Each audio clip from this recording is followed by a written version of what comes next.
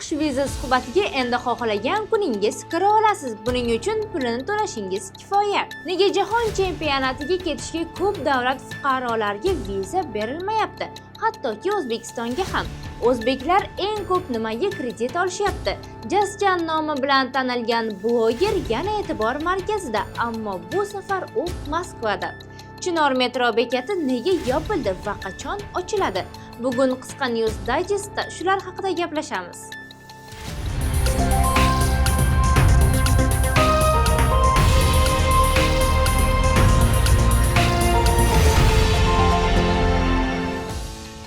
AQSh vizasini olishda navbat kutib charchaganlar diqqatiga, endi siz $750 evaziga tezroq va o'zingiz istagan kunda suhbatga kira olasiz. Hozirda AQSh vizasini olish uchun yangi tizim sinovdan o'tkazilmoqda. Unga ko'ra, kim qo'shimcha $750 to'lasa, viza suhbatiga tezroq, taxminan 10 kun ichida yozilish imkoniga ega bo'ladi.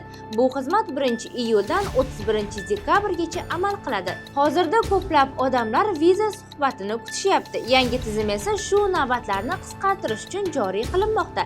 Lekin $750 to'lagan odamga viza albatta beriladi degani emas. U faqat suhbatni tezlashtiradi xolos. O'zbeklarning kredit olishi ko'payib ketgan vaqtda aynan ular eng ko'p nimaga kredit olayotganligi ochiqlandi.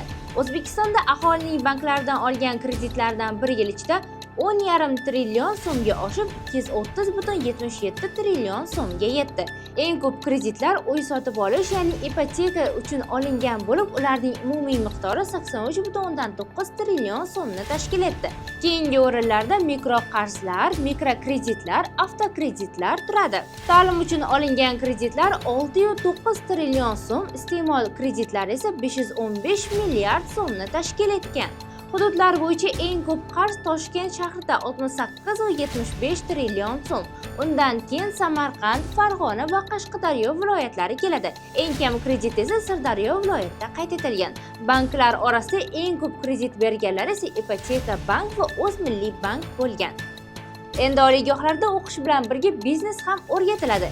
2026-2027 o'quv yilidan boshlab O'zbekistondagi barcha oliygohlarda tadbirkorlik asoslari fani o'qitiladi. Bu fan talabalarga biznes qilish, o'z g'oyasini ishga aylantirish va amaliy ko'nikmalarni o'rganishga yordam beradi.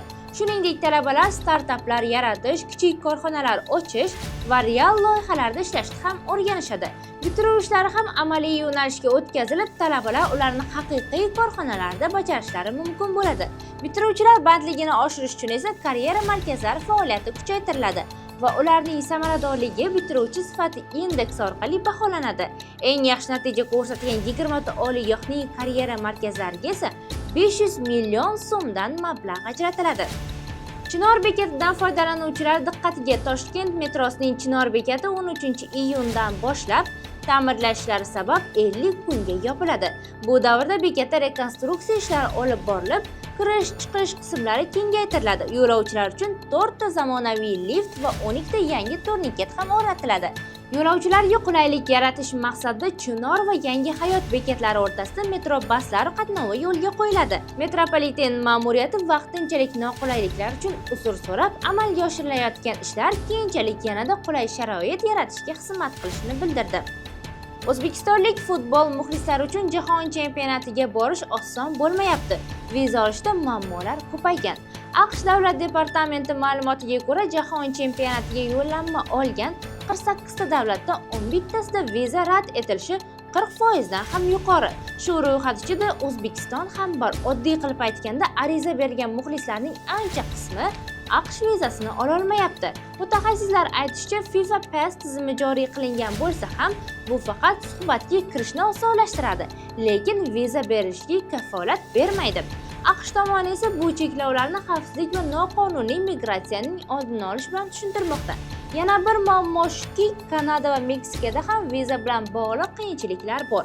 Bu esa muxlislarning jahon chempionatiga borishini yanada qiyinlashtiryapti. Buxoroda singlisining sevgan yigitidan pul undirmoqchi bo'lgan opa ushlandi. Buxoroda 2007-yilda tug'ilgan qiz singlisining sevgan yigitidan pul olishga uringani uchun qo'lga olindi. U singlisining yigitini qo'rqitib, uning shaxsiy foto va videolarini internetga tarqatish bilan tahdid qilgan va buning evaziga $2000 talab qilgan. Shuningdek, yigitga oilasi va jamiyat oldida muammo tug'dirish haqida ham bosim o'tkazgan. Tezkor tadbir davomida u Buxoro shahridagi Buxoro City majmuasi yaqinida pul olayotgan paytda ushlangan. Hozirda holat yuzasidan Jinoyat kodeksining 165-moddasi 1-qismi tovlamachilik bilan jinoyat ishi qo'zg'atilgan va tergov harakatlari davom etmoqda. Samarqandda 7 nafar nabirasiga zo'ravonlik qilib kelgan ayol aniqlandi. Samarqandda 61 yoshli ayol o'z qaramog'idagi 7 nafar nabirasiga nisbatan jismoniy va ruhiy zo'ravonlik qilgani aniqlandi. Bu holat ijtimoiy tarmoqlarda video tarqalgach ma'lum bo'lgan va bolalar ombudsmani vakillari vaziyatni o'rganib chiqqan. Tekshiruvda ayol bolalariga doimiy ravishda bosim o'tkazib kelgani tasdiqlangan. Bolalarni himoya qilish uchun esa ularga himoya orderi berilgan va ayolning vasiylik huquqi bekor qilingan. 7 nafar bola esa xavfsiz joyga oilaviy bolalar uyiga joylashtirilgan. Hozirda bu holat bo'yicha tergovga qadar tekshiruv olib borilmoqda. Jasjan nomi bilan tanilgan bloger Moskva metrosida trash video olgani uchun qo'lga olindi. Moskva metrosida yo'lovchilarni ataylab janjalga tortib, ularning reaksiyasini videoga olib ijtimoiy tarmoqlarga joylagan o'zbekistonlik bloger qo'lga olindi. Rossiya Ichki ishlar vazirligi ma'lumotiga ko'ra, u bu provokatsion videolarni maxsus tayyorlab suratga olish uchun Moskvaga borgan. Keyin esa Rossiyadan chiqib ketmoqchi bo'lganda aeroportda ushlangan.